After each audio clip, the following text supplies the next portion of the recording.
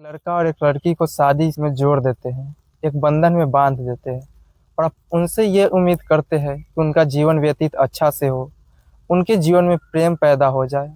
ऐसा बिल्कुल नहीं हो सकता। उनके जीवन में जो भी जैसी भी भावनाएं बनेगी, सिर्फ बच्चे पैदा करने के लिए बनेगी, सिर्फ संबंध बनाने के लिए बनेगी, शारीरिक भूख को मिटाने के लिए। उनमें कभी प्रेम पैदा नहीं हो सकता है, क्योंकि प्रेम आज़ादी देता है और ये शादी विवाह बांधता है। शादी विवाह मोह है, प्रेम मोक्ष है।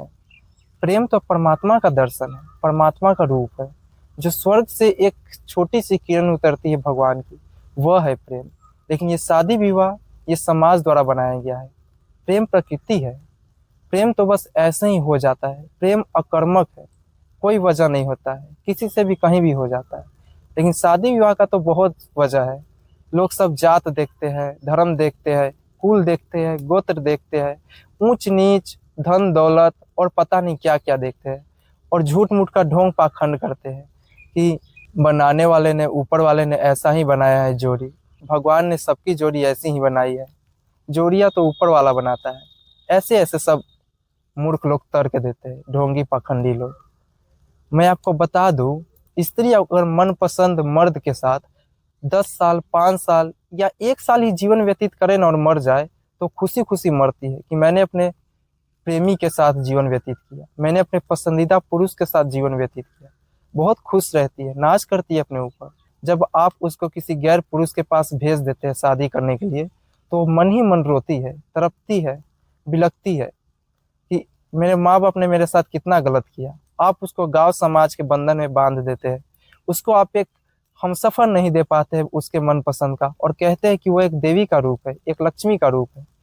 कैसे हो सकती है देवी का रूप, लक्ष्मी का रूप? तुम उसका एक मनपसंद का पति नहीं दे सकते हो, उसको प्रेमी को छीन लेते हो जात धर्म के नाम पे, और झूठ मूठ का भाषण देते हो कि प्रेम ही पूजा है, प्रेम ही भक्ति है। सिर्फ भाषण देने से क्या होगा?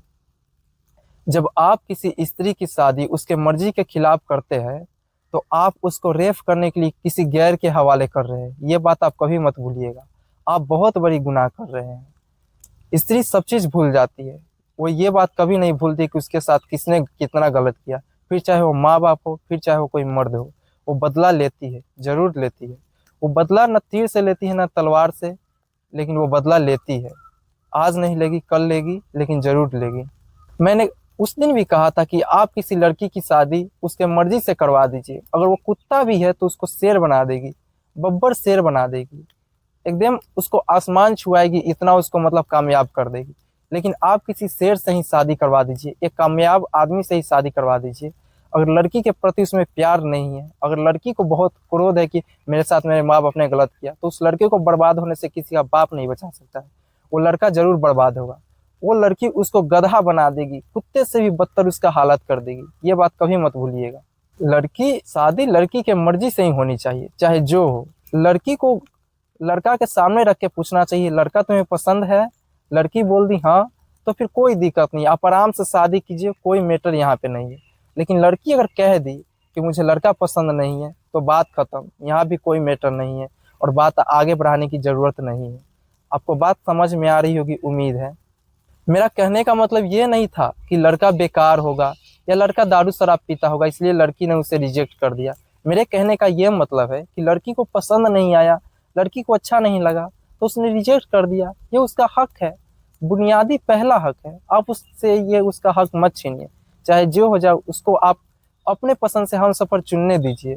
जिस स्त्री ने तुम्हें कभी चाहा नहीं, जिस पुरुष ने तुम्हें कभी चाहा नहीं, किसी पंडित पुरोहितों मौलवियों के मंत्र पढ़ देने से, ये 10 बार कबूल करा देने से अधिकारी नहीं हो जाते कि तुम उसके साथ किसी भी प्रकार का संबंध बनाओ। तुम्हारे संबंध अनैतिक है, अनुचित है, नाजायज है। और लड़का लड़की में इतना समझ नहीं है कि वो अपने ख्याल से अपने से एक लड़का चुन सके, एक लड़की चुन सके, तो शादी के योग्य है ही नहीं। शादी में केवल उसी का हक होना चाहिए, एक लड़का का, एक लड़की का, कि हम अपने मन से देखेंगे कि हमके लड़का कैसा चाहिए, हमें लड़की कैसी चाहिए, अपने मन से खोजेंगे। अब उसको इतनी बुद्धि नहीं है कि मुझे कैसी पत्नी चाहिए, कैसा पति चाहिए, ये खोज कर सकूं, तो उसको शादी करने का कोई हक नहीं है।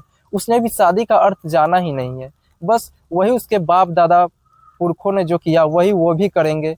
शादी करेंगे, 2-4 बच्चा पैदा करेंगे, उनका भी जीवन वैसे ही बर्बाद करेंगे, कहेंगे चलो बेटा तुम्हारा भी उम्र हो गया, तुम्हारा भी अब शादी करवा देते हैं। इसके सिवा दूसरा कुछ होने वाला नहीं है, यकीन के साथ कह सकता हूँ।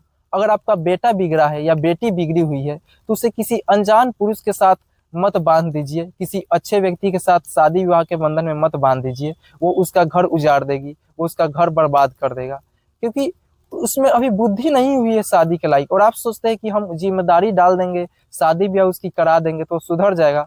वो बिल्कुल नहीं सुधरेगा, इससे दूसरे का घर बर्बाद हो जाएगा। पहले आप खुद को सुधारिए, अपने बच्चों को सुधारिए, फिर लोगों को ज्ञान दीजिए। देखिए कैसे सब अच्छा होता है। उम्मीद है इतनी बात आप लोग समझते होंगे। अगर मेरी बात आप लोग समझ चुके होंगे तो अपने छोटे छोटे बालकों को भी दिखाइए ताकि उनकी भी बुद्धि खुले, और इस वीडियो को शेयर जरूर कीजिए। तो शादी लड़का और लड़की की मर्जी से होता है ना, तो दोनों राज करते हैं, खुश रहते हैं।